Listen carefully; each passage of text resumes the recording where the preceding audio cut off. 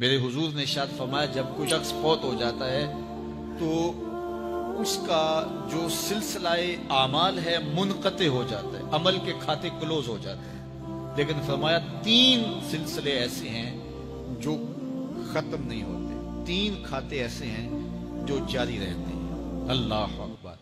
سب سے پہلے صدقہ جاریہ، دوسری بات میرے حضور نے ارشاد فرمایا علم جس سے لوگ نفع پائیں۔ اللہ اکبر۔ علم کسی کو سکھا دیا، وہ تسلسل باقی رہے۔ ہمارے استاد قبروں میں چلے گئے، لیکن آج ہزاروں طلباء کو اور لاکھوں عوام کو ان کے دیے ہوئے جو سبق تھے جو انہوں نے ہمیں پڑھایا آج ہم لوگوں کو بتا رہے ہیں، تو ان کی روح کو اس کی برکت پہنچ رہی، پھر یہ ان کے استاد، پھر ان کے استاد۔ تو علم نافع یہ کبھی بھی کھاتے کلوز نہیں ہوتے۔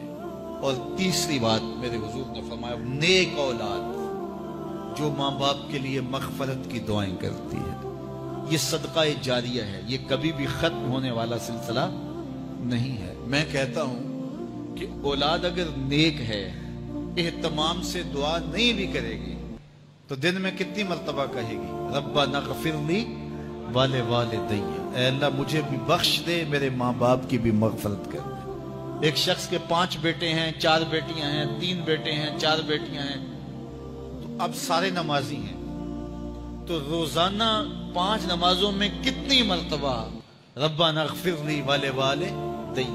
تو اولاد والدین کے لیے اسپیشل دعا کرتی ہے جو ہے وہ نماز کے اندر، اور اگر اولاد صالح نہیں ہے تو نماز کے اندر دعا کرنا تو دور کی بات ہے، چونکہ وہ نماز نہیں پڑھتی، صالح نہیں ہے تو دعا کیا کرنی ہے۔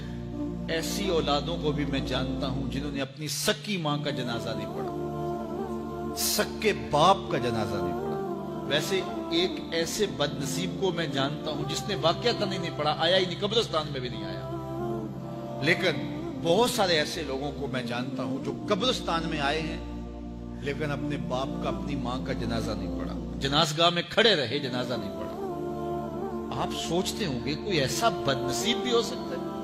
میں کہتا ہوں ایسے بد نصیب لوگوں کو آپ بھی جانتے ہیں۔ یہ کون بد نصیب ہیں؟ جنہیں جنازہ آتا نہیں، ساری زندگی لوگوں کے جنازوں میں رسمن کھڑے ہو کے آ جاتے ہیں، جنازہ آتا ہو تو کچھ پڑھے، جاتے ہر جنازے میں ہیں لیکن نماز جنازہ ہی نہیں آتی، تو کھڑے ہو کے لوگوں کو دیکھ کر کے سلام پھیر دیا، لوگوں کو دیکھ کر کے ہاتھ چھوڑ دیے، اور جو ہے وہ جنازہ پڑھنے گئے تھے۔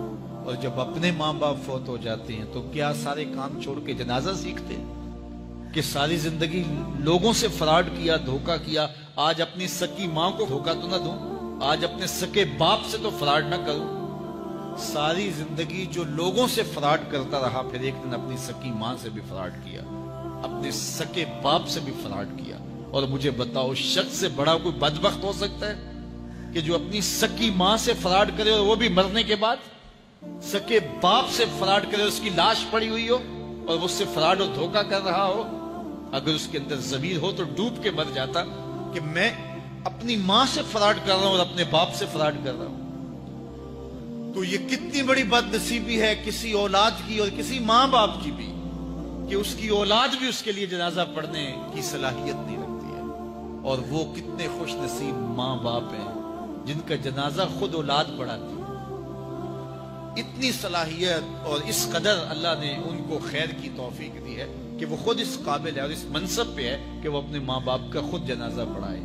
کوئی جنازہ پڑھائے بڑی برکت ہے، لیکن جس خلوص سے بیٹا دعا کر سکتا ہے کوئی اور تو نہیں کر سکتا ہے۔ تو اپنی اولادوں کو نماز جنازہ سکھاؤ، اپنی اولادوں کو دین سکھاؤ، یہ عادی بن جائے نماز کے، تاکہ بعد از انتقال دعاؤں کے سلسلے جاری رہیں۔ جو شخص روزانہ اپنے والدین کے لیے مغفرت کی دعا مانگے، والدین زندہ ہوں تب بھی، فوت ہو گئے ہوں تب بھی، علماء فرماتے ہیں ساری زندگی اس کے رزق میں بے برکتی نہیں آ سکتی۔ تو اپنے ماں باپ کو خوش رکھیے گا اگر زندہ ہیں تو، اور اگر فوت ہو گئے ہیں تو ان کے لیے دعاؤں کا سلسلہ کبھی بھی موقوف نہ ہونے دیجیے گا۔ 5 گانا نمازوں میں تو دعا چلتی ہی رہتی ہے، اس کے علاوہ بھی دعا